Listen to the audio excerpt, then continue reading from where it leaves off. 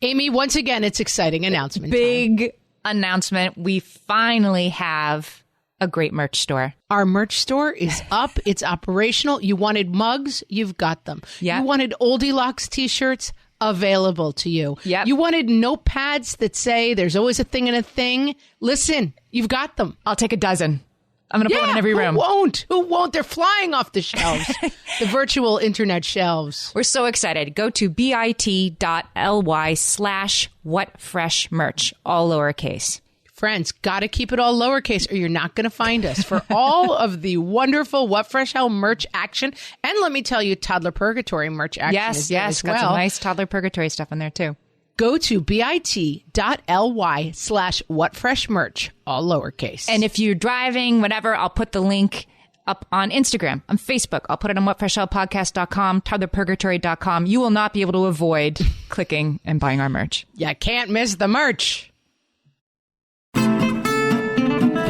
Welcome to Ask Amy from What Fresh Hell, laughing in the face of motherhood, solving your parenting dilemmas one question at a time. This week's question comes from email. You can always email us, questions@whatfreshhellpodcast.com. Emily wrote in to say, I feel like you're a voice of reason, Amy, so I was wondering if you could answer a simple question for me. Should I be buying my kids Christmas gifts right now? My mother-in-law is insisting on receiving holiday wish lists right now so that she can shop while there are still toys on the shelves. It sounds a bit alarmist to me, but is she right? She's a little right, and she is being alarmist, and we're going to talk about both of those things. The first issue, will Christmas shopping be a little harder in 2021? If you're listening to what you're hearing on the news, yes. And there are several reasons for that. There's the supply chain issues. If you've been in stores recently, the shelves are a little more bare than they used to be. I went to buy hand soap the other day at sort of a Bath and Body Works type store, and they were out. They're out of hand soap, and they didn't know when they would be getting more. And this was a store that was what they sold.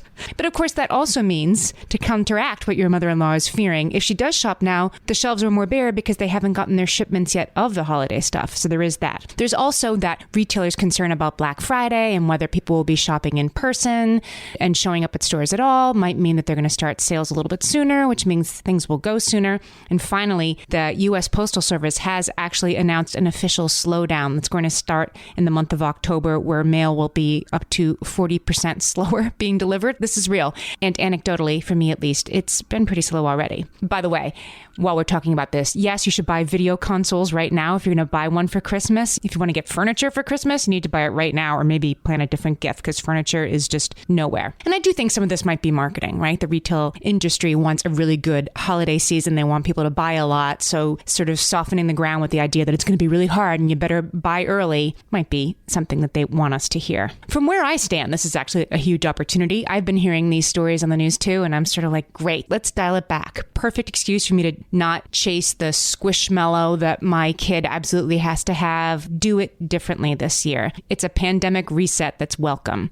Now, if Santa is still bringing toys to your house, this might be less of an issue for you, but I have been hearing that the elves have worked in social distancing into their workshops, so their production is going to be affected too.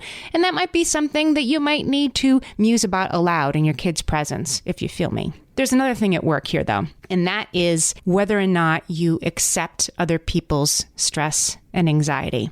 When people are stressed or feeling anxious, as your mother-in-law is about giving her grandchildren the perfect holiday season, they try to evince in you the emotion that they're feeling.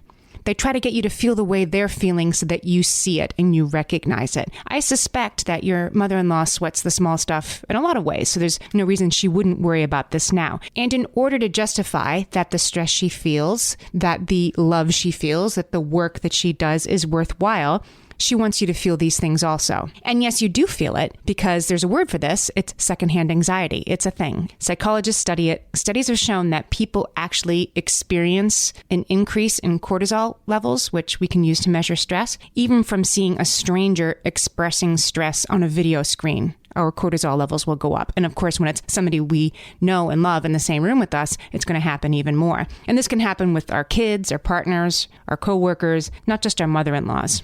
But it's her anxiety. It's not yours. And no, you don't have to take on that level of stress. If your mother-in-law tries to hand you that stress, I need the lists, the best response is to say, you know, you're right. You are so on top of things. Thanks for reminding me about that. I'll have to get the kids on it. Thanks for reminding me. And then if it's something that's repeated that comes back, I need these lists from the kids. If your kids are old enough to make those lists for grandma, then say, oh, you're so right. Come here, Jacob. I want you to get on the phone so that your mother-in-law can tell Jacob how important it is she gets the Christmas list. If it's a big secret that there are Christmas lists, then you just have to do a little bit of the I know. Kids are so hard to buy for. It's so nice of you that you're thinking of this. Another option is you let them know that you'll do the buying and that there will definitely be something under the tree that your kids really want with the grandparents' name on it. You will feel that stress and anxiety. And if you react differently than you have in the past and just say, oh, you're right, I know. It's a lot. And I want to thank you for caring about it so much. She might push further. She might say, no, but it's stressful, but it's important. Because she'll be confused by you're not feeling the emotion. She'll just kind of push harder like, no, here's the anxiety and stress. You'll feel that stress and anxiety. You can acknowledge it. You can say to yourself, oh, there it is. But this isn't mine. It belongs to somebody else. So you don't have to sort of lock down against it. It's okay that it's there. It is there, but it's hers. It's not yours. So you can sort of let it pass through you. Emily, I hope that helps a little bit. I'm going to dial back on the holiday shopping, and I think that's a perfectly good option for this year. I'm going to put a link in the show notes. Reina Gattuso wrote a great article for Talkspace explaining what secondhand anxiety is. If that resonates with you, check it out. Send us your questions, and we might answer yours next. Email us, questions@whatfreshhellpodcast.com, or send us a message on Facebook, Instagram, Twitter. You know where to find us.